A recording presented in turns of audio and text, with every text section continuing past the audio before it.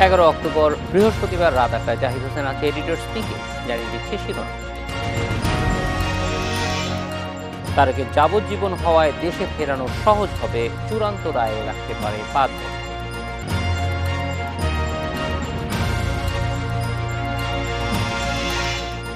AFC অনূর্ধ্ব-16 বাছাইয়ে champion দলকে গণভবনের সংবর্ধনা দিলেন প্রধানমন্ত্রী।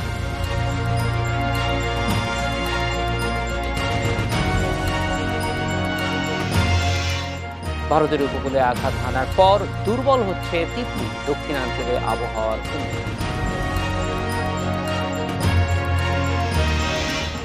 21শে আগস্টের গ্রেনেড হামলা মামলার রায়ে তারেক রহমানের যাবজ্জীবন কারাদণ্ড হওয়ায় দেশে আনা সহজ হবে বলে মনে করছেন আইনবিদ আমিরুল ইসলাম।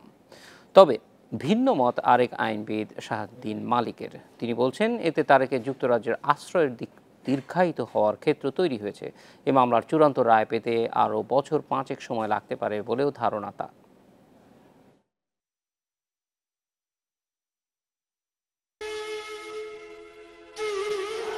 2014 সালে তখনকার বিরোধী দল আওয়ামী লীগের সন্ত্রাস বিরোধী সমাবেশে চালানো হয় গ্রেনেড হামলা। বুধবার দেয়া বিচারিক আদালতের রায়ের পর্যবেক্ষণে বলা হয়েছে, বিরোধী দলকে নেতৃত্বশূন্য করতেই নেওয়া হয়েছিল এই পরিকল্পনা।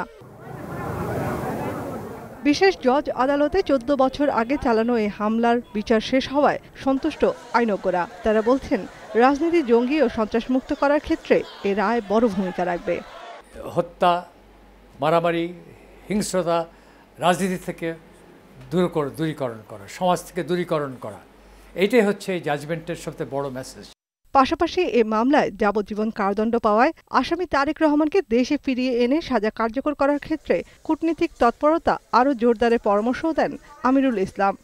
ফাঁসির আদেশ হতে পারত, কিন্তু সেটা না হয়ে যাবজ্জীবন হয়েছে। এতে বিদেশ থেকে এদেরকে নিয়ে আসার ব্যাপারে কোনো বাধা থাকবে না। অনেকের সময় অনেক দেশে তারা ওই মৃত্যুদণ্ডের বিরুদ্ধে তাদের, যেমন কানাডাতে আমাদের সমস্যা হচ্ছে, বঙ্গবন্ধু হত্যার যে আসামিরা, তাদেরকে আমরা এখনো ফেরত আনতে পারি নাই। তবে তার এই বক্তব্যে একমত নন আরেক জ্যেষ্ঠ আইনজীবী স্বাধীন মালিক। সে তাদেরকে আবার বলবে, দেখেন আমি যে বলেছিলাম আমার প্রতি অন্যায় অবিচার করা হয়েছে, এখন আমাকে যাবজ্জীবন দিয়ে দিয়েছে। অতএব তার বোধহয় ওই রাজনৈতিক আশ্রয়টা আরও দীর্ঘায়িত হওয়ারই সম্ভাবনা আমার দৃষ্টিতে অনেক বেশি। আইন অনুযায়ী রায় সংক্ষুব্ধ পক্ষ 30 দিনের মধ্যে হাইকোর্টে আপিল করতে পারবে। এই মামলায় চূড়ান্ত রায় পেতে অপেক্ষা করতে হবে আরও কয়েক বছর। হাইকোর্টে ওটা শুনানি হতে, যে আমাদের যে ব্যাকলগ বলি, যে মামলার জট, ওটার জন্য 3 থেকে 4 বছর লাগে। তো 3-4 বছর পরে যদি হাইকোর্টে আপিল বিভাগের শুনানি হয়ে যদি ধরে নিলাম ওনার রায় বহাল রেখেছেন, আংশিক বহাল রেখেছেন, তাহলে ওইটা আপিল বিভাগে যাবে। তো মোটামুটিভাবে আমার ধারণা, এই মুহূর্তে আমার ধারণা, এই পুরা আপিল প্রক্রিয়া শেষ হতে কমপক্ষে বছর 5-এর ব্যাপার।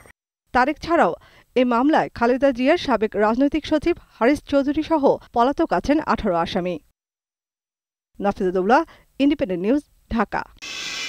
21শে আগস্ট গ্রেনেড হামলার মামলার বিষয়ে কথা বলতে আমাদের সঙ্গে আছেন আওয়ামী লীগের সাংগঠনিক সম্পাদক মহিবুল হাসান চৌধুরী নফেল ও বগুড়া থেকে জেলা বিএনপির সাবেক আইন সম্পাদক মোহাম্মদ মোজাম্মেল হক। মহিবুল হাসান, একটা জিনিস জানতে চাই যে আওয়ামী লীগের পক্ষ থেকে আসলে গতকালই প্রতিক্রিয়া জানানো হয়েছিল যে তারা আশা করেছিলেন তারেক রহমানের ফাঁসি হবে, কিন্তু যাবজ্জীবন কারাদণ্ড হয়েছে। অন্যদিকে সিনিয়র আইনজীবী এম আমিরুল ইসলাম তিনি জানাচ্ছেন যে বরং এইটা একদিক থেকে ভালোই হয়েছে যে মৃত্যুদণ্ড হয়নি। মৃত্যুদণ্ড হলে হয়তো তাকে বাংলাদেশে নিয়ে এসে দণ্ড কার্যকর করাটা অনেক বেশি কঠিন হতো। তো আপনার কি মনে হয় যে এই যে দণ্ড কার্যকরের যে প্রশ্নটি এসেছে, সেই ক্ষেত্রে কি ধরনের উদ্যোগ সরকারের নেয়ার বা নিতে পারে? ধন্যবাদ আপনাকে।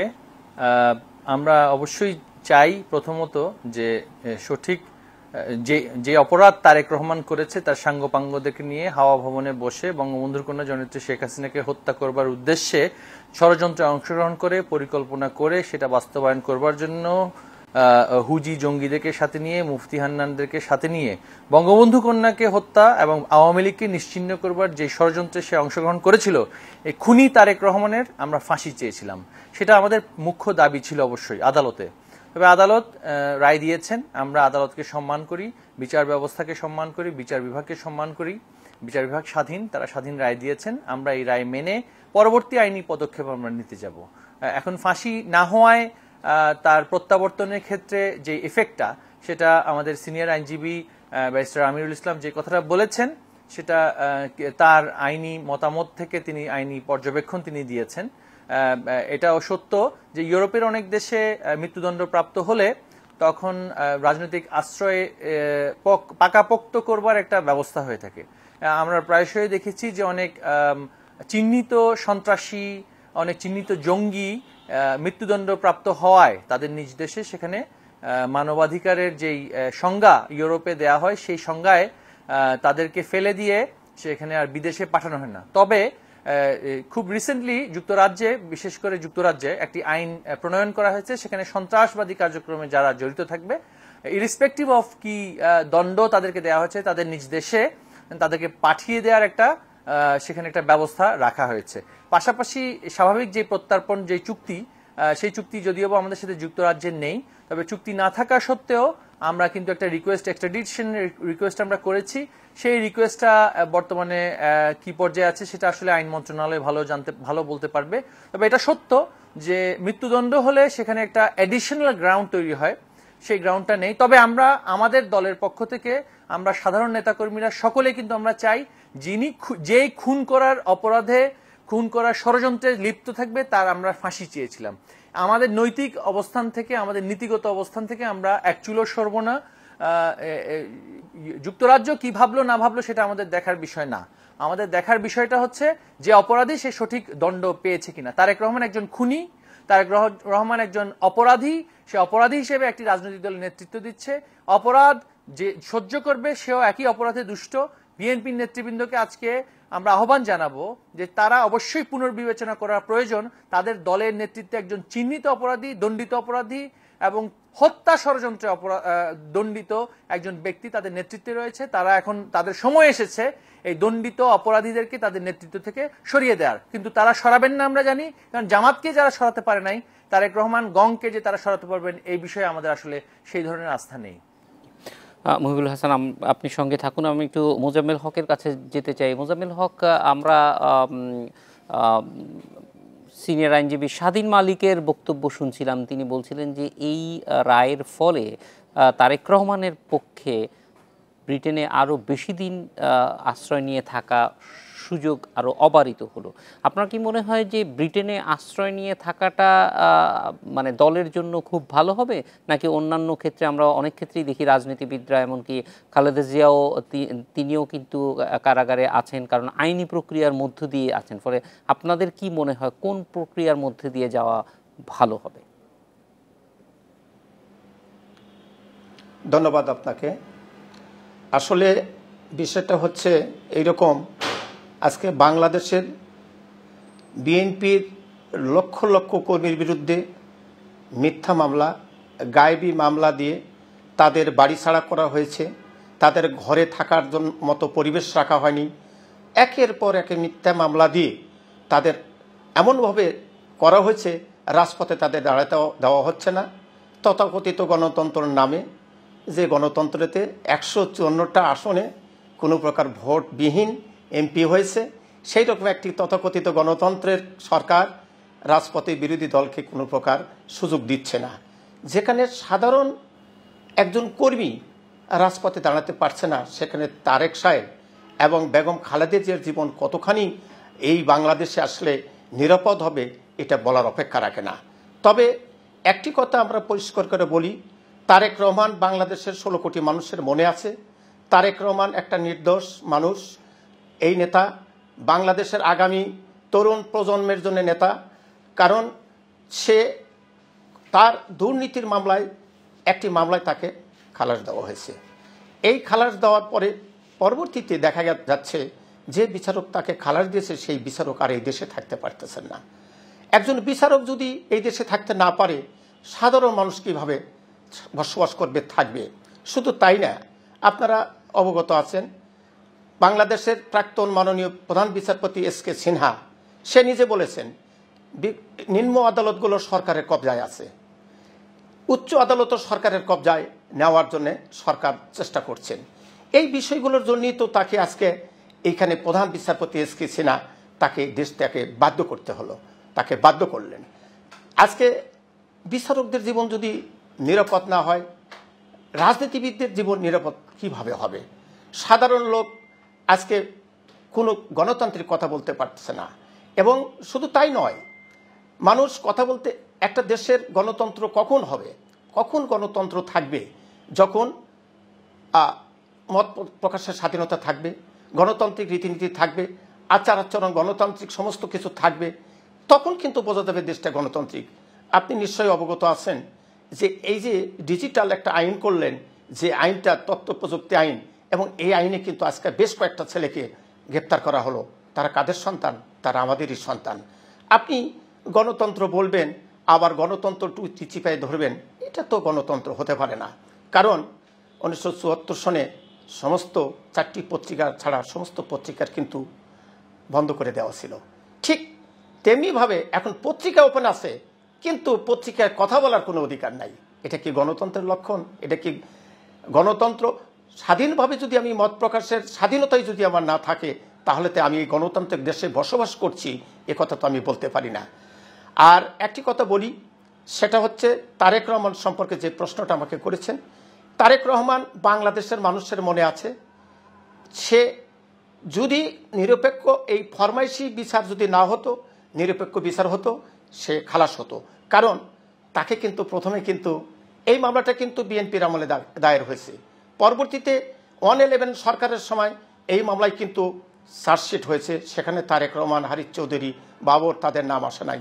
পরবর্তীতে 2009 সনে এই সরকার ক্ষমতায় আসার পরে তারেক রহমান সহ অন্যান্য নেতৃবৃন্দর নাম দেওয়া হলো। আপনি নিশ্চয়ই অবগত আছেন, প্রায় 62 জন সাক্ষী হওয়ার পরে এই মামলা পরবর্তীতে অধিকতর তদন্তের জন্য সাপ্লিমেন্টারি চার্জশিট হলো। বাংলাদেশের ইতিহাসে আমরা প্রায় 30-35 বছর আমাদের ওকালতি লাইফ, আমরা এইরকম সাক্ষীর পর্যায়ে যা এইরকম একটি মামলা, রাজনৈতিক মামলা ব্যাক করে আসে সম্পূরক চার্জশিট হয়, এটা আমরা দেখিনি। শুধু তাই নয়,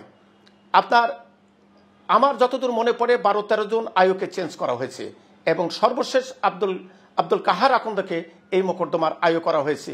যে আব্দুল কাহার আকন্দ সম্পর্কে জানা যায়, উনি একটি আওয়ামী লীগের থেকে নমিনেশনের জন্য অলরেডি উনি এলাকায় পোস্টারিং করেছে। এই বিষয়গুলো আমাদের কাছে এসেছে। উনি একটি দলের লোক, এই দলীয় লোক দ্বারা এই তদন্ত করে এই আজকে মিথ্যাভাবে একটা চার্জশিট দাখিল করে।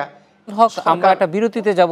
আপনি যে প্রসঙ্গগুলি উঠাইছেন সেখানকারই দুইটা একটা জিনিসও ফিরে এসে জানতে চাইবো। এক, আব্দুল কাহার আকন্দ সম্পর্কে যদি বলি, যে তিনি বাংলাদেশে আপনি 35 বছরে এরকম যেরকম নিদর্শন নাই, আবার একই সঙ্গে আপনার এই ওকালতি জীবনে 23 বছরে বাংলাদেশের সবচেয়ে বড় হত্যাকাণ্ডের বিচার করার প্রক্রিয়াই বন্ধ ছিল ইনডিমনিটি অ্যাক্টের মধ্য দিয়ে। সেগুলি কীরকম ছিল সেই সম্পর্কেও একটু জানতে চাইবো আপনাদের দুজনের কাছে। 21 আগস্ট গ্রেনেড হামলা মামলার রায় নিয়ে কথা বলতে আমাদের সঙ্গে আছেন আওয়ামী লীগের সাংগঠনিক সম্পাদক মহিবুল হাসান চৌধুরী নওফেল ও বগুড়া জেলা বিএনপির সাবেক আইন বিষয়ক সম্পাদক মোহাম্মদ মোজাম্মেল হক। মোজাম্মেল হক, খুব সংক্ষেপে আপনার কাছে এটাই জানতে চাই যে যেহেতু আব্দুল কাহার আকন্দের চাকরি ছিল না, আমি এটা জানি না যে তিনি আওয়ামী লীগের পক্ষে নির্বাচনে দাঁড়িয়েছেন কি দাঁড়ান নাই, কিন্তু তখন তো তিনি যদি দাঁড়িয়েও থাকেন বা প্রচারণাও চালিয়ে থাকেন, তিনি তো একটা প্রাইভেট সিটিজেন হিসেবে চালিয়েছেন।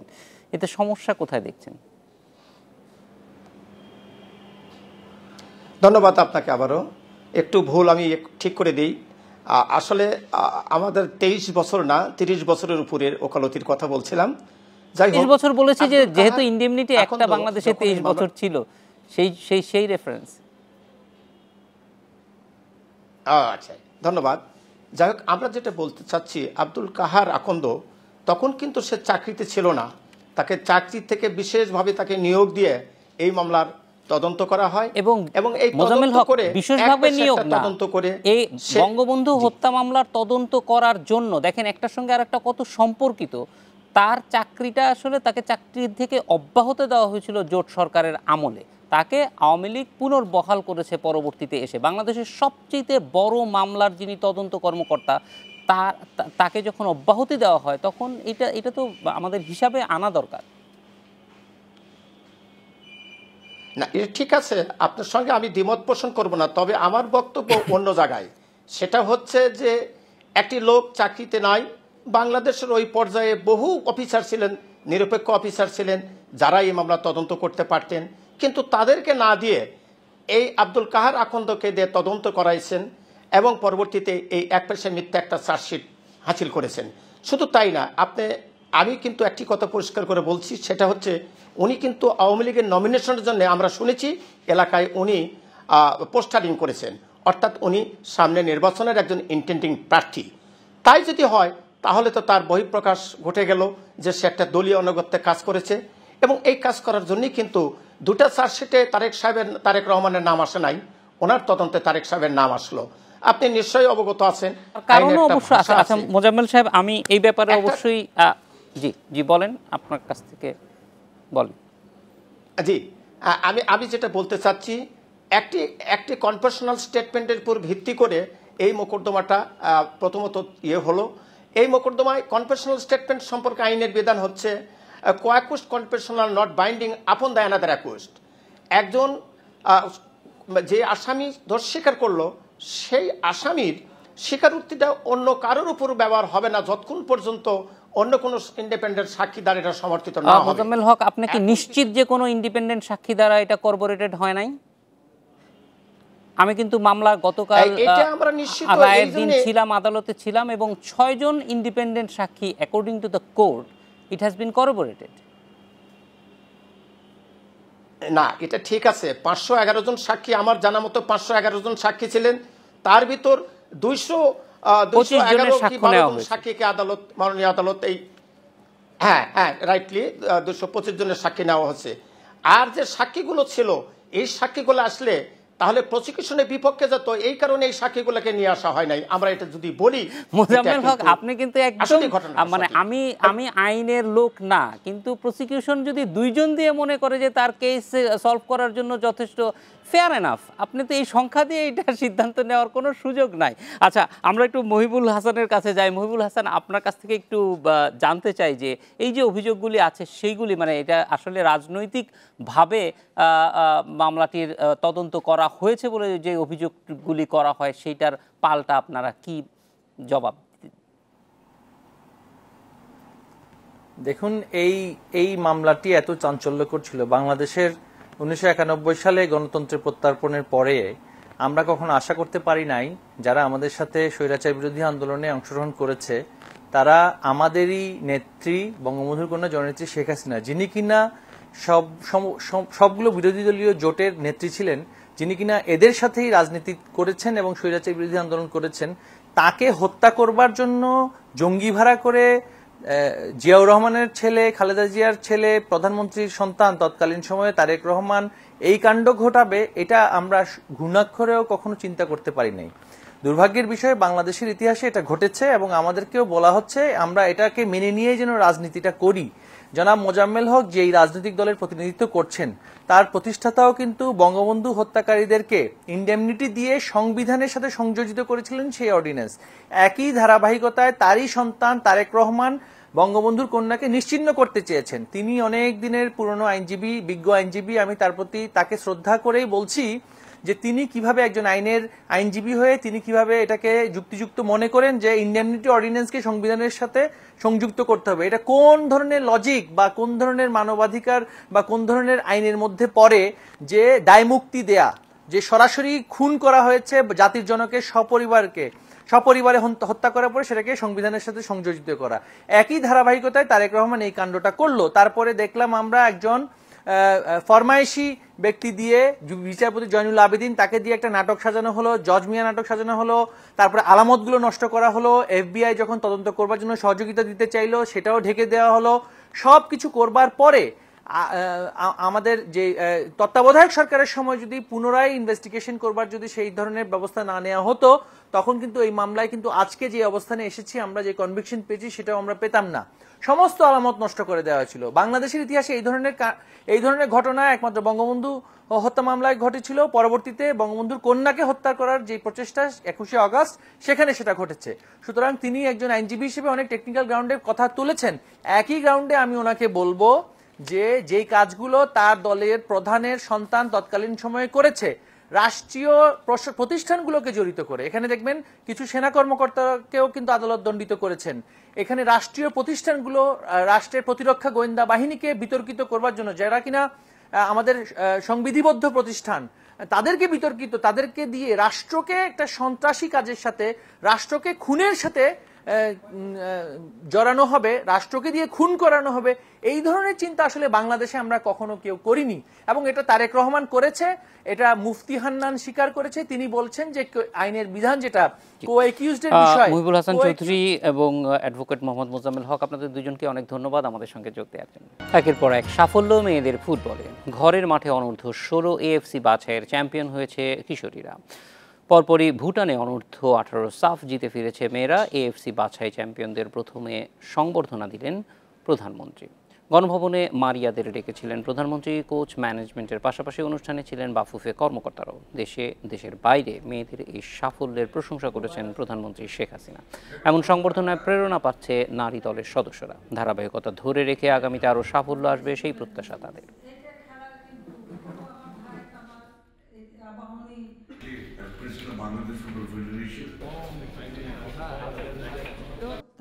আমরা চাই যে স্পোর্টসের দিক থেকে বাংলাদেশ আরও এগিয়ে যাক, আরও ভালো করুক। আর যে সম্মানটা আমাদের মেয়েরা বয়ে নিয়ে আসছে, তার জন্য যারা এই মানে বিশেষ করে বাফুফের সকলকে তো ধন্যবাদ জানাই, কিন্তু এই টিমের সাথে যারা জড়িত প্রত্যেকে আমি আমার আন্তরিক অভিনন্দন জানাচ্ছি, শুভেচ্ছা জানাচ্ছি। আর সবসময় আমরা থাকবো। 32 নম্বরে বাসায় আমরা বঙ্গবন্ধুর সাথে দেখা করতে চাই, উনি আমাদের সবারই মাথায় হাত বুলাই দিয়েছিলেন। ওটাই ছিল one of the first international club tournament. তো আজকে তোমাদের সৌভাগ্য হলো যে আমাদের ওনার কন্যা আমাদের প্রাইম মিনিস্টারের সাথে তোমাদেরকে এই রিসিপশনটা দিয়েছে, এবং রিসিপশনটা কিন্তু ত্বকের উজ্জ্বলতা কতক্ষণ থাকে?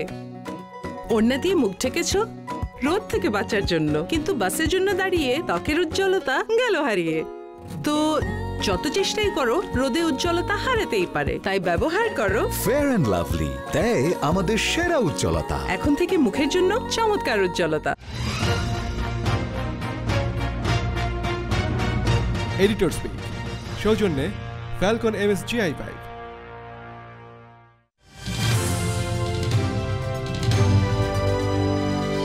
ইন্ডিপেন্ডেন্ট টেলিভিশন, 24 ঘন্টায় খবর।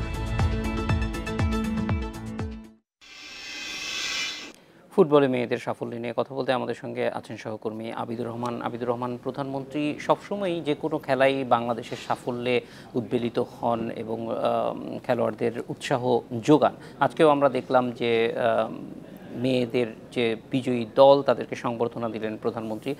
উৎসাহিত করবার জন্য প্রধানমন্ত্রী আর কি কি বললেন মেয়েদেরকে? নিঃসন্দেহে সংবর্ধনা, যেটা রাষ্ট্রের পক্ষ থেকে যখন এরকম সংবর্ধনা আসে, দেশের পক্ষে যখন সাফল্য যখন নিয়ে আসেন যে কোনো ক্রীড়াক্ষেত্রে বা যে কোনো ক্ষেত্রেই, এরকম সংবর্ধনা কিন্তু আরও ভালো কাজ, আরও বেশি সাফল্য আনার জন্য উদ্বুদ্ধ করে। প্রধানমন্ত্রী শেখ হাসিনা সবসময় এই খেলোয়াড়দের প্রতি বা ক্রীড়াক্ষেত্রে তার যে আলাদা একটা নজর রয়েছে, তিনি সবসময় তাদের সাফল্য কামনা করেন। বিভিন্ন সময় আমরা দেখেছি, আজকে এই সংবর্ধনার মাধ্যমে সেটা আরও বেশিভাবে দেখা গেল। এবং তিনি বলেছেন যে ক্রীড়াক্ষেত্রকে সবসময় সব থেকে বেশি তিনি সবসময় সেটাকেই এগিয়ে রাখবেন এবং খেলোয়াড়দের উন্নয়নের জন্য, ক্রীড়ার উন্নয়নের জন্য তিনি সবসময় আছেন। আজকে নারী ফুটবলাররা অনূর্ধ্ব 16 AFC গ্রুপ পর্বে যারা চ্যাম্পিয়ন হয়েছিল, তাদেরকে যে সংবর্ধনাটা, তাদেরকে বলেছেন যে তারা আরও বেশি সাফল্য নিয়ে আসবে দেশের জন্য, আরও বেশি সাফল্য বয়ে নিয়ে আসবে। এই যে নারীরা যারা আছেন, তারা কিন্তু আগামী বছরই বাংলাদেশে একটি টুর্নামেন্ট খেলবে, AFC অনূর্ধ্ব 16 টুর্নামেন্ট, এবং যেখান থেকে তারা যদি সেরা 4-এ থাকতে পারে তবে মূল পর্বে খেলতে পারবে। AFCর যে এই অনূর্ধ্ব 16-র যে মূল টুর্নামেন্টটা, সেখানে খেলতে পারবে এবং এশিয়ার মধ্যে থেকে সেখানে 8টি দেশ খেলবে। সেখানে যদি কোয়ালিফাই করতে পারে, এটা নিঃসন্দেহেই অনেক বড় একটি বিষয়। সুতরাং এ ধরনের সংবর্ধনা এই কিশোরীদেরকে আরও বেশি উদ্বুদ্ধ করবে, এটা নিঃসন্দেহে বলা যায়। আবিদুর, যেহেতু মানে বয়সভিত্তিক দলগুলি ভালো করছে, ফলে দীর্ঘমেয়াদে বাফুফে কী ধরনের পরিকল্পনা করছে যেন এই বয়সভিত্তিক মেয়েরা যে সাফল্য বয়ে নিয়ে আসছে, সেটা পরবর্তীতে মেয়েদের জাতীয় দলেও অনুবাদ করা যায়? এখন যে সাফল্যটা সেটা কিন্তু দীর্ঘমেয়াদী একটি পরিকল্পনারই ফসল। আমরা 2013 বা 14 থেকে আমরা দেখেছি যে বাফুফের যখন নারী উইং মহিলা ফুটবল দল যখন গঠন হলো এবং তার যে কার্যক্রম আমরা দেখেছি যে অনূর্ধ্ব 14, অনূর্ধ্ব 15, অনূর্ধ্ব 16 সারা বাংলাদেশে বঙ্গবন্ধু গোল্ড কাপ এবং বঙ্গমাতা ফজিলাতুন্নেসা গোল্ড কাপ যে টুর্নামেন্ট আয়োজন, এখান থেকে কিন্তু সারা দেশ থেকে কিশোরী ফুটবলার এবং একই সাথে ছেলে ফুটবলার বাছাই করার একটি কার্যক্রম শুরু করেছিল বাফুফে এবং তারই কিন্তু ফসল আমরা দেখতে পাচ্ছি যে এখন এই অনূর্ধ্ব 15 দল, অনূর্ধ্ব 16 দল এবং কিছুদিন আগে অনূর্ধ্ব 18 সাফে আমরা কিন্তু চ্যাম্পিয়ন হয়েছি। তো সেখান থেকে কি সফল এবং আজকের যে তহুরা খাতুন কিংবা সানজিদা কিংবা শামসুন নাহার, মারিয়া মান্ডা, যাদের নাম আমরা বলছি তারা কিন্তু এই টুর্নামেন্টগুলো থেকে উঠে আসছে। সুতরাং বাফুফে তাদের কার্যক্রমটা চালিয়ে যাচ্ছে এবং সেখান থেকে আমরা সফলতাটা দেখতে পাচ্ছি। একটি বিষয় হচ্ছে যে অনেক দেরিতে আমরা কিন্তু নারী ফুটবলের দিকে নজর দিয়েছি, বাফুফে অনেক দেরিতেই এই বিষয়টিতে নজর দিয়েছে। তবে এখন যখন গত 3-4 বছরে একটি কার্যক্রম চলছে, এখন কিন্তু আস্তে আস্তে সফলতা পাচ্ছে এবং বাফুফের পক্ষ থেকে সবসময় বলা হয়। অনেক ধন্যবাদ আমাদের সঙ্গে যোগ দেওয়ার জন্য। ভারতের ওড়িশা উপকূলে আঘাতের পর দুর্বল হয়ে পড়েছে ঘূর্ণিঝড় তিতলি। এ কারণে দেশের উপকূলীয় অঞ্চলে আবহাওয়ার উন্নতি হচ্ছে, স্বাভাবিক হচ্ছে নৌযান চলাচল। সমুদ্র বন্দরগুলোতে 4 নম্বর স্থানীয় হুঁশিয়ারি সংকেত নামিয়ে 3 নম্বর স্থানীয় সতর্ক সংকেত দেখাতে বলেছে আবহাওয়া অধিদপ্তর।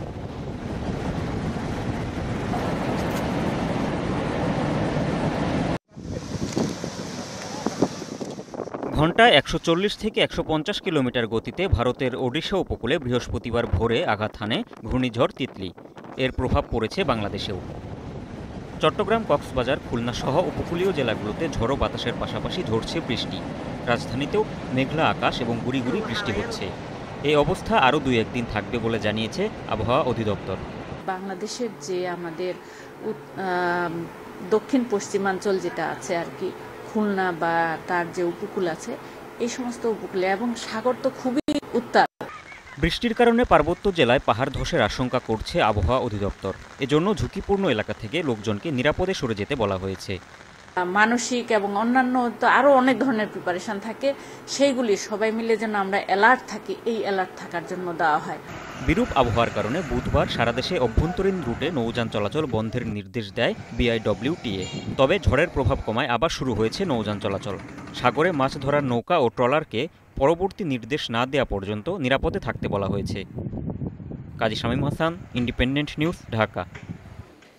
এ নিয়ে কথা বলতে আমাদের সঙ্গে আছেন চট্টগ্রাম থেকে সহকর্মী অনুপম শীল ও খুলনা থেকে অভিজিৎ পাল। অনুপম, প্রথমেই জানতে চাই যে ঘূর্ণিঝড় তিতলির প্রভাব এই মুহূর্তে চট্টগ্রামে কেমন আছে?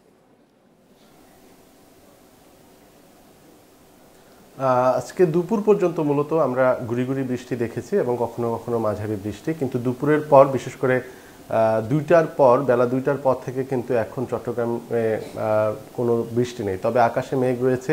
এবং পতেঙ্গা আবহাওয়া অফিস যেটি জানিয়েছে যে সন্ধ্যা 6টা পর্যন্ত তাদের যে এর আগে 24 ঘন্টায় বৃষ্টিপাতের পরিমাণ সেটি 45 মিলিমিটারের মতো, এবং এটি আসলে এর আগের যে রেকর্ড সেগুলো আস্তে আস্তে কমে আসছে। তবে এরপরও আবহাওয়া অফিস বলছে আগামী 24 ঘন্টায় তারা বিভিন্ন চট্টগ্রাম এবং আশপাশের বিভিন্ন জেলাগুলোতে মাঝারি থেকে হালকা বৃষ্টির একটি পূর্বাভাস দিয়েছেন। এবং আমরা যেটি খবরে শুনছিলাম যে চট্টগ্রাম এবং কক্সবাজারকে, যে সমুদ্র বন্দরগুলোকে 4 নম্বর যে হুঁশিয়ারি সংকেতটি দেখানো হয়েছে সেটি নামিয়ে এখন 3 নম্বরে নিয়ে আসা হয়েছে। এবং এই প্রেক্ষাপটে আসলে আমরা গত 2 দিন ধরে যেটি দেখছি যে চট্টগ্রাম বন্দরের বহির্নোঙরে পণ্য নামানোর বা খালাসের কার্যক্রম সেটি অনেকটা বন্ধই ছিল। তবে কালকে সকাল থেকে হয়তো যেটি আমরা লাইটার জাহাজ যে বিভিন্ন যারা রয়েছেন তাদের সাথে কথা বলে, বৃষ্টির কারণে খানিকটা আশঙ্কা ছিল ভূমিধসের, সেই ব্যাপারে কর্তৃপক্ষ কি বলছে? আসলে যখনই এই ঘূর্ণিঝড়ের বিষয়টি নিয়ে আলোচনা হচ্ছিল তখনই আমরা দেখছি মূলত গতকাল দুপুর থেকে চট্টগ্রামে যে সমস্ত এলাকাগুলো পাহাড়ের আশেপাশে বা পাহাড়ের নিচে পাদদেশে জনসাধারণ বসবাস করেন, সেই সমস্ত এলাকায় জেলা প্রশাসন এবং রেলওয়ে পক্ষ থেকে আমরা দেখেছি যে সেখানে মাইকিং করা হয়েছে। রেলওয়ের পক্ষ থেকে এই জন্য মাইকিং করা হয়েছে কারণ রেলওয়ের অনেকগুলো আবাসিক এলাকা রয়েছে, সেখানেও কিন্তু প্রচুর পাহাড়ের পাদদেশে বিভিন্ন নিম্ন আয়ের বিশেষ করে সাধারণ মানুষজন বসবাস করেন। তারাও দেখেছি এবার সেই পাহাড়ের পাদদেশ থেকে জনসাধারণকে সরে যাওয়ার জন্য মাইকিং করেছে।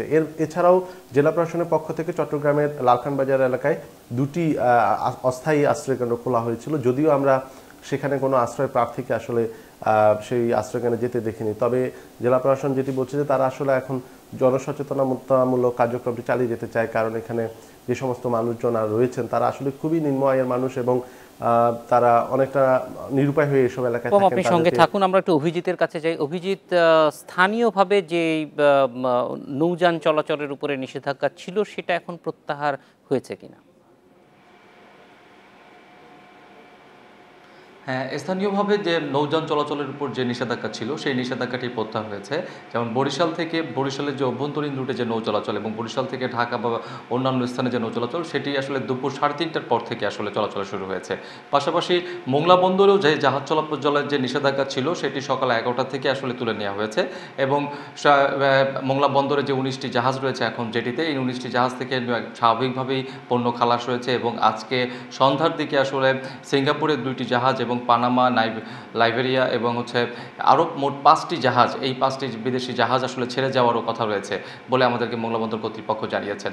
আসলে দুপুরের সকাল থেকে আসলে খুলনার আবহাওয়া তার অনেকটা মেঘ থাকলেও তবে তেমন কোনো বৃষ্টি বা কোনো ধরনের বাতাস এই ধরনের কোনো কিছুই ছিল না, যার কারণে খুলনার আবহাওয়াটা অনেক ভালো ছিল এবং খুলনা আবহাওয়া অফিস বলছে যে এই আবহাওয়া আস্তে আস্তে আরও উন্নতির দিকে যাবে, তবে মেঘটা কিছু থাকতে পারে এবং সেই সাথে কিছুটা বৃষ্টি থাকতে পারে বলে তিনি আমাদেরকে জানিয়েছেন।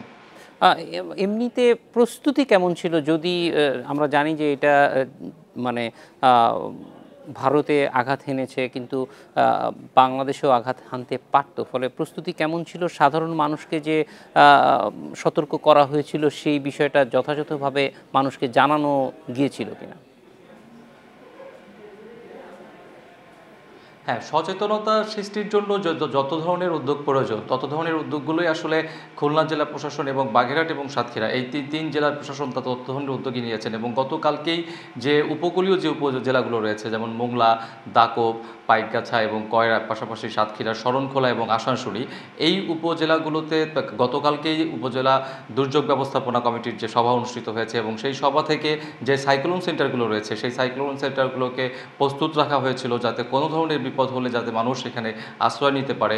পাশাপাশি মাইকিং এবং যদি বড় ধরনের কোনো দুর্যোগ সৃষ্টি হতো সেই ক্ষেত্রে সঙ্গে সঙ্গে চিকিৎসা এবং পানীয় পৌঁছানোর জন্য যে ব্যবস্থা রাখা দরকার ছিল সেই ব্যবস্থাগুলো আসলে জেলা প্রশাসনের পক্ষ থেকে নেওয়া হয়েছিল এবং আজকে সকালেও কিন্তু জেলা প্রশাসনের পক্ষ থেকে এই বিষয়ে তদারকি করা হয়েছিল এবং প্রত্যেকটি জেলা প্রশাসনের পক্ষ থেকে উপজেলা প্রশাসনের পক্ষ থেকে কন্ট্রোল রুম খোলা হয়েছিল যে কোথাও যদি কোনো প্রকার অপ্রীতিকর কোনো ঘটনার ক্রিয়া পাওয়া যায় সঙ্গে সঙ্গে কন্ট্রোল রুমে যোগাযোগ করলে সেখানে সাহায্য পৌঁছায় দেওয়া হবে বলে আমাদেরকে জানানো হয়েছে।